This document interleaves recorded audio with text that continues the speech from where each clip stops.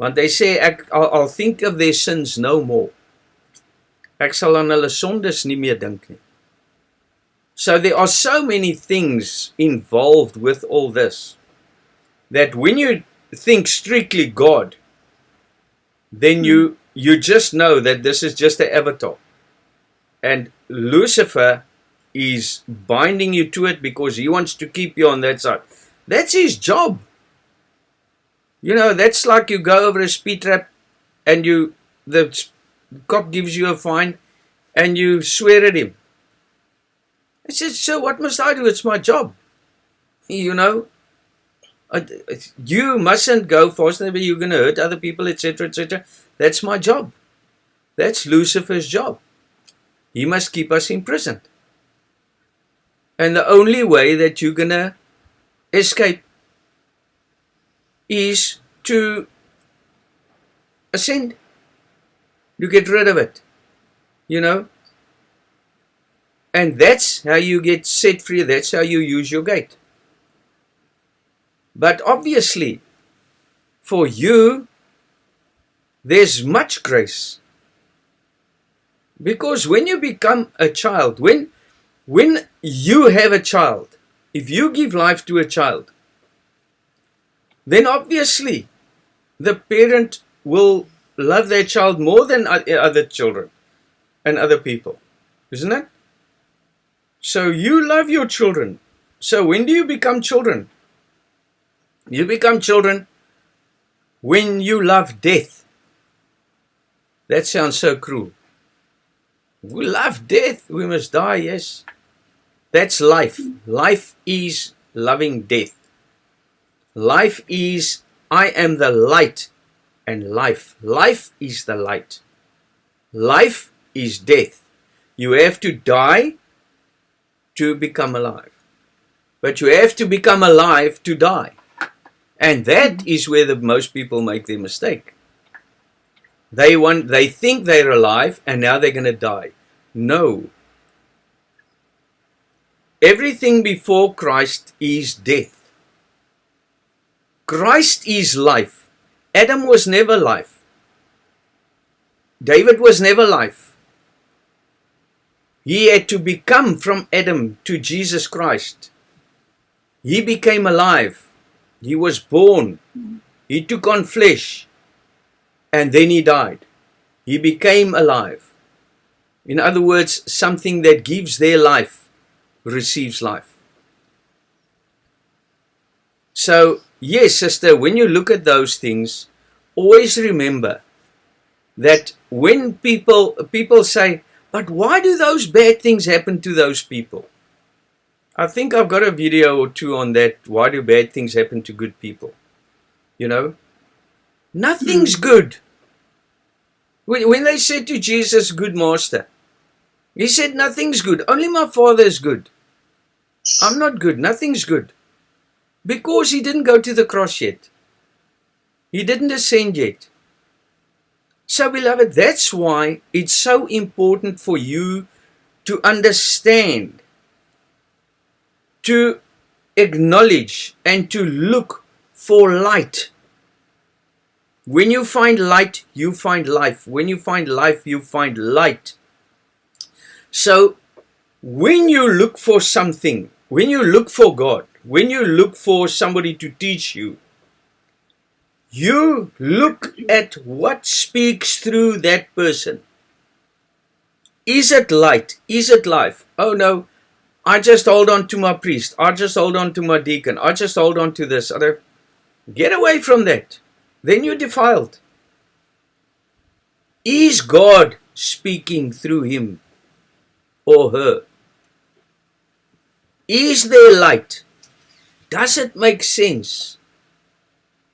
Compare our deacons and our beloveds to any other religion. To any, even those sisters and beloveds who are so scared to talk. Just listen to them when they talk and you see what they're connected to. Even sometimes when they go astray a little bit, but you'll see they'll catch on again and then they'll come back in and then but you can see what they connected to. And that's why it's so important, beloveds, to, when you listen to somebody, see what they connected to. You know, I spoke to some other beloveds, and they said, I'll never, ever believe that Jesus was not a physical being. You can do just what you want. I said, sister, I'm not here to convince anybody about anything. Those who have an ear will hear. Those who have an eye will see. If you don't have it, you don't have it.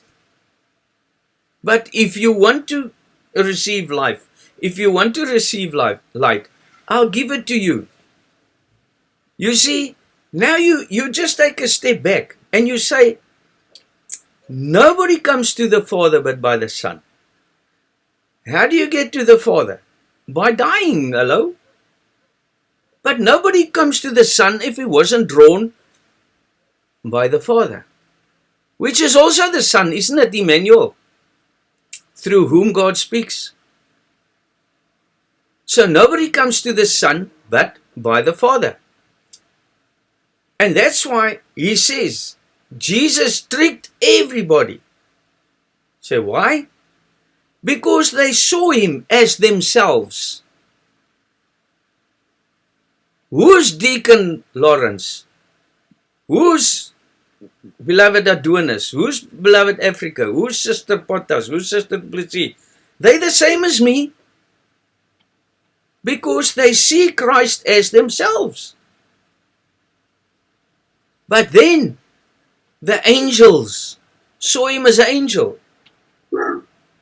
But when he was on the mountain, he revealed his power to them, and he revealed his likeness to them, and they saw him in his greatness.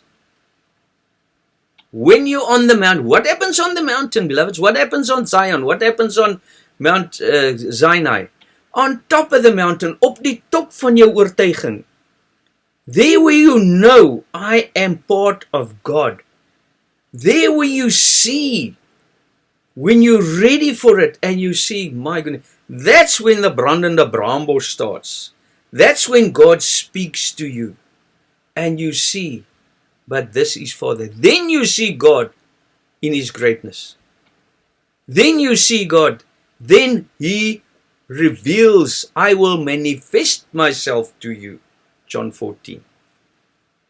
When you go up the mountain, when you see God for what it is, then you have to be above.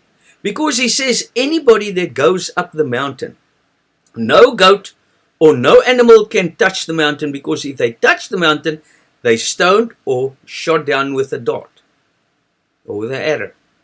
But it says dart in the one place. Why is that? Because you can take nothing with you. That's the straight and the narrow. That's Zion. That's Christ. That's straight and narrow. It's only you and Father. God comes in flesh. It's you and Father. That's the same Zion. When you ascend this mountain, when you start ascending in light, when you start ascending in wisdom, you can't take a little bit of that, a little bit of that. He says, when you enter this path, when you go on this tour, one pair of shoes, one cloak, no bags of money. That's you and Father. That shoes you have on, you do what's right. The cloak you have on is Christ. All the same. But when we make a fantasy out of this, and we say, okay, now I'm going on this path, and I'm going to do this, and I'm going to do that, you're doing nothing. You must just become nothing for God to become everything within you. That's why when you listen, when somebody talks to you, allow them for God to speak through them. I'm talking about your brothers and sisters. Don't judge, beloveds. Allow God, because he says, when you eat what is dead, you make it alive. You see? When somebody says something, Listen to it. Put that person above you. Don't think, okay, what am I going to say? What am I going to say to him? What am I going to say to her? They say, no, I'm talking about the beloveds. And the same, even if you talk to people in the world, when you listen, take their earth, listen carefully, and then you take that earth and you see, there, I got you now. Not to nail you, to bring you to life. Then you say, thank you, Father. I can save this person. Thank you for giving me this opportunity to save the soul. You see, that's where we come from. We don't say, oh yeah, let me listen. Okay, come. No. You see, there's you couple of ore off. There it goes. Finish and klaar. Love that soul. Because, beloved, those that are in there, that's in the world, ek glo nie, nooit, there never was a spiritual Jesus first, there was a physical Jesus. Okay. That's where you are. That's like being a rocket scientist and argue with a grade 1. People from the first grade. Isn't it the same? Now you get angry with the first grade and you're clapping. So you don't be stupid, man. I'm not stupid, I'm in the first grade. What do you expect? And that is all a part of those who have an eye, let them see. Because you, my beloveds, are being formed for God to speak through. You are the ones that are formed in God's image, Emmanuel. When you speak with love. You have the power to do anything, but you block your own power because you do it in anger. Don't do it in anger. Okay, I don't say, listen, please. I don't say there's not going to be times when you're going to say, hey, listen here, or take the whip or whatever. That happens, of course. But always focus, always meditate, always stay in a logical way of understanding. And let God speak through you. Remember, beloved, it's not there's some God now is going to, it's not me speaking, it's God speaking through me. Yes, of course, but Jesus says that, but isn't he God? Isn't he Emmanuel? Yes, the only thing he is admitting is that I am God, but I'm not God in his fullness. Because he hasn't gone to the cross yet, has he? But he will become God in its fullness. And if we can say that, then you can, that's why I say, many times you say things that you didn't even know you knew. And I'm sure all of you's gone through that. How does that happen? What happens? I go into a deep sleep. And God created a wife for me with my rib. Isn't it? What's my rib? My understanding. What's my understanding? The Holy Spirit. Because it protects my heart and my lungs. My rib protects my heart and my lungs. My rib, my heart of understanding, my lungs. He breathed into his nostrils to give him life. Breath of life. Holy Spirit. He breathed upon them and they received the Holy Spirit. You see? So that's why, beloved, when you love death, you love the cross. And that is what's happening. Jesus is crucified.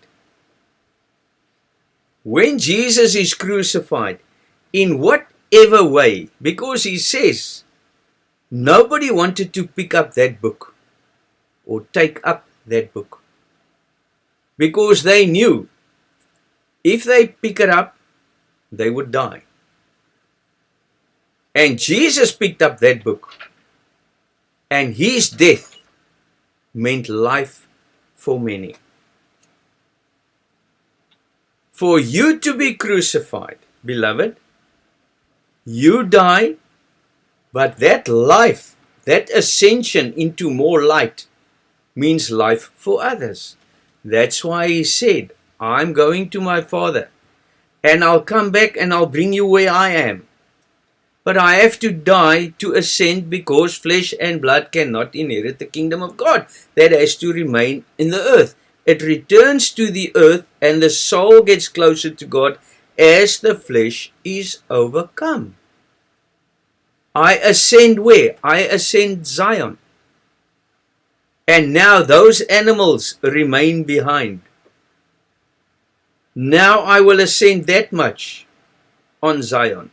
I will ascend that much in wisdom. I will take on God's image that much to that level of God consciousness.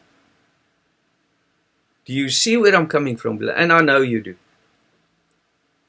But I'm just telling you that when you see Jesus, when you start realizing this, it's all humility. That's why when they see Jesus in his greatness, they think to themselves, who can do that? That's seeing greatness. Not people standing there and shouting and screaming and giving laws, and no, to become nothing. And to sit there and think, now, what if I die, I conquer this flesh, I can help my beloveds. You are building the church. You are saving the church. That's why you're here, beloveds. So you must die for others to live. You must become nothing for others to live, for others to bring them to where you are. Because every time you conquer flesh, you ascend. And then you come back. You don't sit there, because if you gather that wealth, and you never died. If you hear things that makes you wiser, you can gather treasures on earth. And that's when the robbers will rob you, because it makes you egoistic. So that's why when you see God in his greatness, beloveds, you see how much that individual had to die, or how much this body had to die for this light to be within them. And when I see you break bread, beloveds, be part of it. Don't get angry with each other. Sometimes you do. I understand that. Of course. Because you think, man, don't put it that way. Do it this way. Then you brothers and sisters, do it. Tell each other. Or inbox or whatever. But we got nothing to be shy about. You are true family. Beloveds, you are family. You are parts of one body. So, when you enter this path, you must be ready to die. When you want to become one with Father, you must become Father. If you want to return to the ocean of light, you must be light. Isn't it? That flesh, you can't mix that flesh with all that. With the light. That's why he says, when you go up Mount Zion, nothing can go with you. And that's why you must become pure. So, I'm mentioning all these things so that it can start taking on your life. So you can start thinking logically. That you know, okay, this is what I have to do. And now, beloveds, it becomes more and more difficult. But believe me, in your subconscious, you know this is what I have to do. And you're going to say, I just can't do this. You are doing that. God would never pick you and make you part of this if he thinks you can't do it. Because, beloved, those who suffered, like the spirit of the rich man, the spirit of Lazarus, beloved, you know, when you see that, Lazarus means self-pity, the same as Job. It's self-pity. Stephanus, When he said to them, julle is witgepleisterde grafte, man. Julle is dood, julle stink, julle vrot. They stoned him. And he said, oh, Father, please receive my spirit. No. Only for 3 days you're allowed to die. Then you must wake up again. The crucifixion, death, resurrection. Otherwise you're a Stephanus. Otherwise you're all the other spirits. But to be Christ, beloved, is when you die, when something happens that makes you angry, when something happens that you feel it's not possible anymore. My God, why did thou forsake me? All those things. Let this bitter cup pass me by. Oh, ek kan nie meer nie. But I know I have to. That's why I'm saying. You might say, no, this is terrible. Of course it's terrible. To die, what is worse than dying? My goodness. That's terrible. Die. Then you live. Don't make your death something. Make your life something, beloveds. When you go on holiday, you don't sit at home and say, Yassie, I'm not going to drive 500 kilos now. I'm not going to drive 1,000 kilos now. No. Let's just stay at home. Pak uit die tasse, stay here. You do that? No. We know where we're going. We got a booking. You've had that booking forever. When you started entering the first physical forms, you booked. And that's why God says, I knew you before the beginning of the earth. Before the beginning of the world. Before I created anything. Of course, it's only started 6,000 years ago. Before that, the Hindus, they received Shiva 15,000 years ago. That's you. You had to go through those things before you could get here, isn't it? You can't just jump into school and become a 12th grader. You had to start somewhere, lifetime after lifetime. That's why I say it takes a long time for the light to be created within you. It takes a long time to realize your purpose. And then only those, I pray not for the world, Father, only those that thou hast given me. Please bless them for me. I know their suffering. I know the darkness surrounding them. I know. But the only way is to ascend above that. And the more you do it, the harder it becomes. Everything I want to do, I can't do, and what I don't want to do, that I do. Isn't that Paul? But I, Paul, live no more. Christ now liveth in me, Galatians 2:20. When he started the crucifixion process, then he started living. And that is what the Bible is teaching us. The Bible is teaching us how to die. The Bible is teaching us how to live.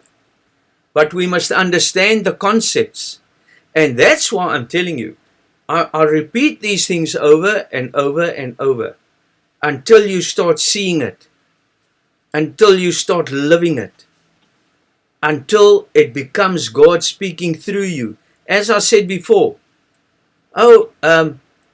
listen, if somebody can't get to service tonight, the apostle will come and fetch you. Who's talking? How can I say the apostle or the deacon says the deacon's going to come and fetch you? You don't say the deacon. You can't separate me from the deacon. You can't separate me from the apostle. You can't separate the priest from that individual. He is a priest because he's in that heaven. He died. So death is still talking through him to say, the priest is going to come and fetch you. I'm not going to be there. He's doing his thing. I'm doing my thing. Then you're not a priest, are you? Then you're not an elder. You're not a deacon. You're not a brother. Because if you haven't conquered that, if the Christ Spirit is not formed within you, and you haven't ascended into that heaven, then you're not that. But when you're in that heaven of the apostle and the prophet and the evangelist and the deacon, that's who you are. I'm coming to fetch you. Thank you, deacon. Yes, you answered correctly. Thank you, brother. Yes, you answered correctly. Thank you, sister. Yes. So you become that. And that is Jesus in flesh. That's God in flesh. So God is in me in that level. And you are a deacon. Sometimes you more. Of course, there's many of you who are much more than that. But time will tell what's going to happen. But you know who you are. And things will happen with time. But God will. We don't want the same thing to happen that happens to dogmatic religion. Because then we're going to kill people. And we don't want to kill people. We want to save people. We want to be that channel through whom God speaks and say, come. Come, be uplifted. And that's what we have to do.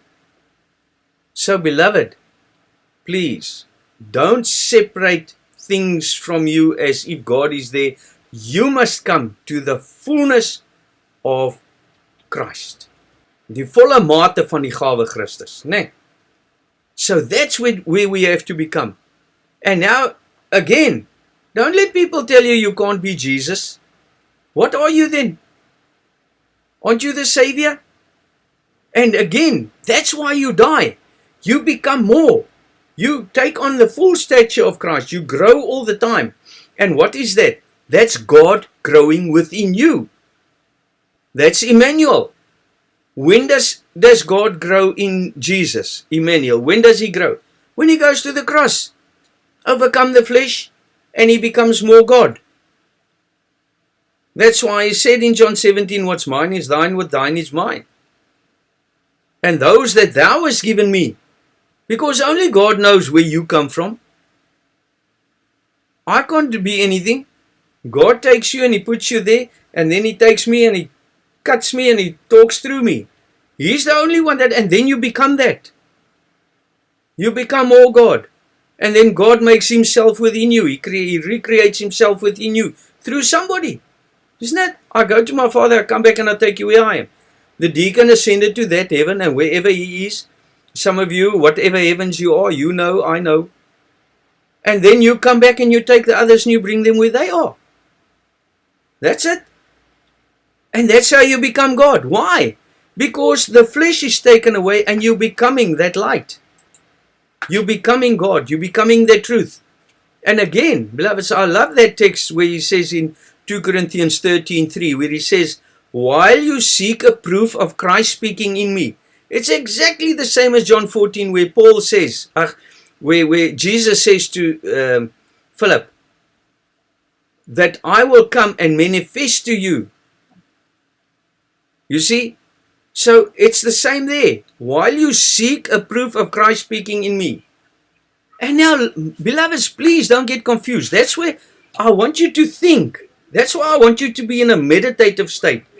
Focus on everything I say. Paul wasn't a physical person. Paul is that within me, becoming the Christ. Paul is the evangelist. That's a very pure and powerful spirit within you. That's that gift. And now you become that. And you can always see how it works and how you suffer. And everything I want to do, I can't do, but I don't want to do that, I do. So now, Paul says again, 2 Corinthians 3:13, he says, while you seek a proof of Christ speaking in me, which to you it is not weak, but is mighty in you, I'm placing this truth within you. The Holy Spirit, the truth. Jesus Christ, the truth. God, the truth. God is creating himself within you through me. Christ is mighty in you already. The wisdom that you have already is Christ being formed within you. What are we doing here? What is the church? Isn't that Christ? Isn't that Christ making more Christs? Yes. Isn't that Savior, the Savior making more Saviors? Isn't that God using that church to make whatever? He made nothing but through his Son.